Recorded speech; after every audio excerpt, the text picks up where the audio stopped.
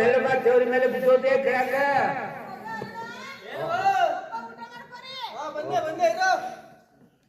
ಮಗ ಬಾ ಕೈ ತೊಳ್ಕ ಬಾ ಅಯ್ಯಪ್ಪ ಸುಮ್ಮನೆ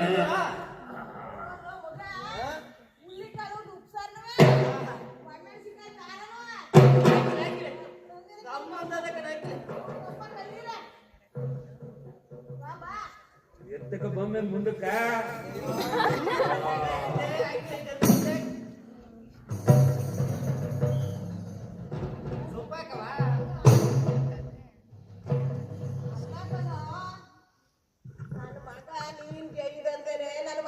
ಭೂಮಿಗೆ ತಂದಿ ಗೆಯುವಂಗ್ ಮಾಡ್ಬಿಟ್ಟಲ್ಲಪ್ಪ. ನಾವ್ ಕಷ್ಟ ಪಡದಲ್ದೆ ಅವನು ಕಷ್ಟ ಪಡುವಂಗ್ ಮಾಡ್ಬಿಟ್ಟಲ್ಲಪ್ಪ ನೀನು. ನಿಂಗೆ ಯಾಕೆ ನೀನ್ ಆರಾಮಾಗಿರೋ ಆರಾಮ ನಾನು ಮಾಡ್ಕೊಂಡಿರ್ತೀನಿ. ಈಗ ನೈಸರ್ಗಿಕ ಕೃಷಿ ಅಂತ ಒಬ್ರು ಮೇಡಮ್ ಅವ್ರು ಬರ್ತೀನಿ ಅಂತ ಹೇಳಿದ್ರು ಇಲ್ಲಿಗೆ ಅನ್ಸುತ್ತೆ.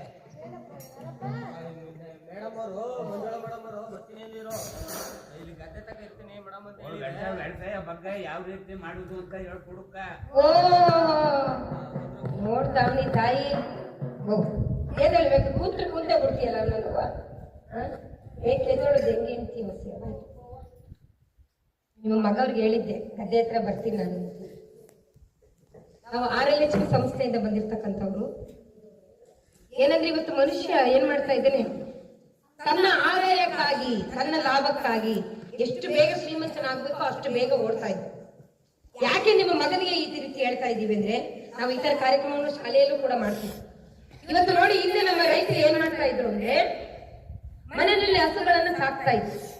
ಹಸುಗಳನ್ನ ಸಾಕಿ ಹಸುವಿನಿಂದ ಬಂದಂತ ಹಾಲನ್ನ ಮನೆಯಲ್ಲಿ ಮನೆ ಮಂದಿ ಎಲ್ಲ ಕುಡಿಯೋದು, ಬೆಣ್ಣೆ ಮಾಡೋದು, ತುಪ್ಪ ಮಾಡೋದು, ಮಜ್ಜಿಗೆ ಕುಡಿದು ಮಾಡ್ತಿದ್ರು. ಯಾರಿಗೂ ನಿನ್ನೆಗೆ ಕುಂತ್ರಿ ಎದ್ದೇಳಕ್ಕಾಗ್ತದೆ, ಎದ್ರ ಕುತ್ಕೊಳ್ಳಕ್ಕಾಗ್ತದೆ ಆಗ್ತಿರ್ಲಿಲ್ಲ. ಮಂಡಿ ನೋವು, ಕಾಲು ನೋವು, ಕೈ ನೋವು, ಬೆನ್ನು ಏನು ಬರ್ತಿರ್ಲಿಲ್ಲ. ಚೆನ್ನಾಗಿದ್ರು. ಎಷ್ಟು ಬೇಗ ಮನೆಗೆ ಇಟ್ಕೊಂಡು ಮಿಕ್ಕಿದಂತ ತಗೊಂಡು ಡೈರಿಗೆ ಹಾಕ್ತಿದ್ರು. ಇವತ್ತೇನ್ ಮಾಡ್ತಾವೆ ನಾವೆಲ್ಲ ಹೇಳಿ, ಅರ್ಧಾಲ ಡೈರಿಗೆ ಹಾಕ್ಬಿಟ್ಟು ಆ ಫ್ರಿಜ್ಜಲ್ಲಿ ಮಡಗಿರು ಪಾಕೆಟ್ ಅಲ್ಲಿ ತಗೊಂಡ್ಬಂದು ಕುಡಿತಾನೆ ಅಲ್ವಾ. ಅದ್ರ ಜೊತೆಗೆ ಹಸುಗಳನ್ನ ಸಾಕ್ತಾ ಇದೀವಿ ಮನೆಯಲ್ಲಿ.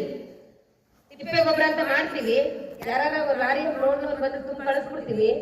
ಸೊಸೈಟಿಯಿಂದ ರಾಸಾಯನಿಕ ಗೊಬ್ಬರಗಳು, ಉಪ್ಪು ಎಲ್ಲ ತಗೊಂಡ್ಬಂದು ಬರ ನೆರ್ಚ್ಬಿಟ್ಟು ಬೆಳೆಗಳನ್ನ ಬೇಗ ಇಳುವರಿ ತಗೊಳ್ಳೋದು ಲಾಭ ನೋಡ್ತಾ ಇದ್ವಿ. ಆದ್ರೆ ಇಲ್ಲ ಹಂಗೆಲ್ಲ ಮಾಡ್ತಿರ್ಲಿಲ್ಲ. ಹಸುಗಳಿಂದ ಬಂದಂತ ಸಗಣಿ, ಗಂಜಲ ಎಲ್ಲವನ್ನ ತಗೊಂಡ್ಬಂದು ಒಂದ್ ಕಡೆ ಗುಡ್ಡಿ ಹಾಕಿ ಅದೆಲ್ಲವನ್ನ ತೆಗೆದುಕೊಂಡೋಗಿ ನಮ್ಮ ಹೊಲ ಗದ್ದೆಗಳಿಗೆ ಹಾಕ್ತಾ ಇದ್ರು ಹಿರಿಯರು. ಆಗ ಒಳ್ಳೆ ಬೆಳೆ ಬರ್ತಿತ್ತು, ಒಳ್ಳೆ ಆಹಾರವನ್ನ ತಿಂತಾ ಇದ್ವಿ.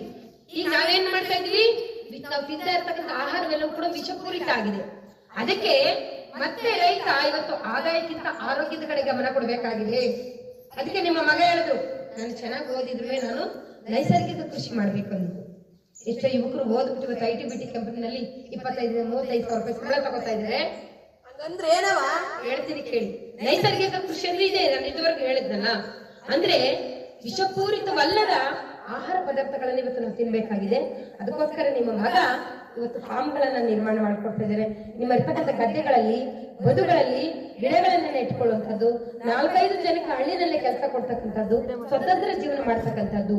ಅಂದ್ರೆ ನಾವು ಇಳುವರಿಗೋಸ್ಕರ ಆದಾಯದ ಮೂಲಕ ನಾವೇನ್ ಮಾಡ್ತಾ ಇದ್ದೀವಿ, ಆರೋಗ್ಯವನ್ನ ಹಾಳು ಮಾಡ್ಕೊಳ್ತಾ ಇದೀವಿ. ನೈಸರ್ಗಿಕ ಕೃಷಿಯನ್ನ ಮಾಡಿದಾಗ ನಾವು ತಿನ್ನುವ ಆಹಾರ ಚೆನ್ನಾಗಿರುತ್ತೆ. ಇವತ್ತೆಲ್ಲರೂ ಅದರಿಂದ ಓಡ್ತಾ ಇದ್ದಾರೆ. ಎಷ್ಟೋ ಜನ ಯುವಕರು ದುಡ್ದು ದುಬೈ, ಫಾರಿನ್, ಜರ್ಮನ್, ಅಮೆರಿಕ ಅಂತ ಹೇಳಿ ಹೋಗ್ಬಿಟ್ಟು ಇವತ್ತು ಬಂದು ಏನ್ ಮಾಡ್ತಾ ಇದ್ದಾರೆ ಹೇಳಿ, ನೋಡ್ತಾ ಇದೀವಲ್ವ ನಮ್ಮ ಹಳ್ಳಿಗಳಲ್ಲಿ ಎಷ್ಟೋ ಕಡೆ. ಇವತ್ತು ಸಿಟಿಗಳಲ್ಲಿ ಲಕ್ಷಾಂತರ ಕೋಟಿ ಅಂತ ಹಣ ಮಡಗಿರ್ತಕ್ಕಂಥವ್ರು ಫಾರ್ಮ್ಗಳು. Thank you. ಸಬ್ಸ್ಕ್ರೈಬ್ ಮಾಡಿ, ಶೇರ್ ಮಾಡಿ, ಕಾಮೆಂಟ್ ಮಾಡಿ. ಮುಂದಿನ ವಿಡಿಯೋದಲ್ಲಿ ಸಿಗ್ತೀನಿ.